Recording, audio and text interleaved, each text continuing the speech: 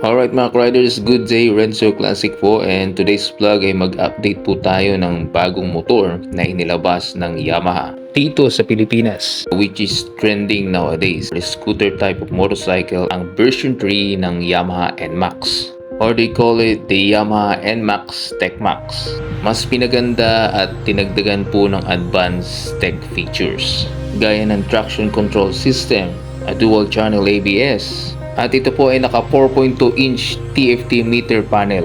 So mas pinaganda ang meter dash ito that offers a high level of functionality including this Garmin navigation na tinatawag.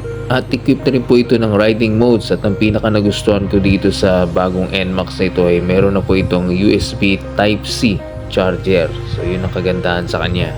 Naka smart key, keyless ignition, plus naka stop and start system. So panalo, sobrang marami ng advanced features na dinagdag sa motor nito.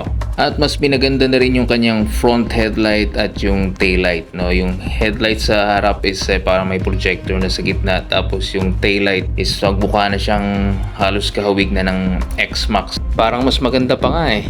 At ang isa pa pong nagpaganda sa motor na ito mga ka-riders, na agaw pansin talaga pag nakita ito, ay equipped na po ang kanyang rear suspension ng sub-tank. So parang sa Honda ADV, di ba ang gandang tinan pag nasa likod? Ang Yamaha NMAX TechMax ay ganun na rin po siya. Halos lahat nasa kanya na. Alright, so the engine displacement ng motor nito is remains the same pa rin naman, 155cc at single overhead camshaft. And the max power is the same pa rin, 15.2. Tapos yung torque, mas lumakas yung torque niya na naging 14.2 Newton meters.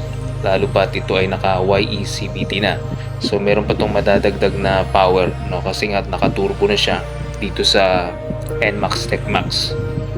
Now the standard version has the same amount of power and torque ng B2. The only difference lang is yung mga na-mention kong advanced tech features na dinagdag sa kanya. And also the looks, no, kasi binagong yung mukha, yung forma, mas pinaganda at mas nagmukhang maxi scoot.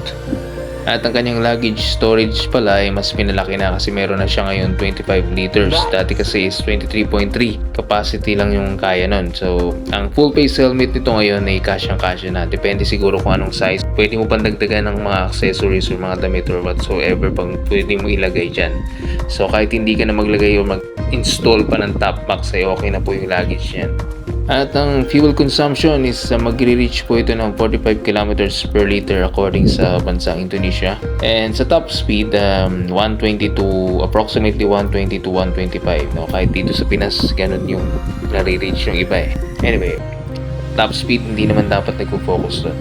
Alright, so ang standard version ay mayroong BBA pa rin, syempre equip pa rin yun. Pero itong NMAX TechMax built different kasi meron na siyang BBA plus equip pa siya ng YECVT or tinatawag na Yamaha Electric Continuous Variable Transmission.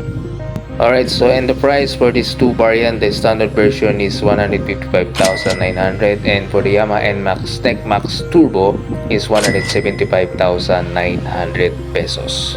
Now the price is medyo may kamahalan compared sa other brands sa same category, but take note, mas mura pa rin po ito sa Yamaha MT-15 na may 179,000 pesos, Yamaha XSR na may 182,000 pesos, at Yamaha WR155 na mayroong 180,000 pesos. So mas okay pa rin to compared dun sa tatlo, lalo pat marami na siyang mas advanced tech features. And take note, wala pa po ito sa mga kasa natin, pero one thing for sure, by March 2025 confirm na po iyon. So abang-abang na lang kayo sa mga kasa na malapit sa bahay nyo kung meron ang dumating na bagong NMAX P3. Alright mga ka-riders, so yan po ang ating motorcycle feature for today para po sa inyong kaalaman.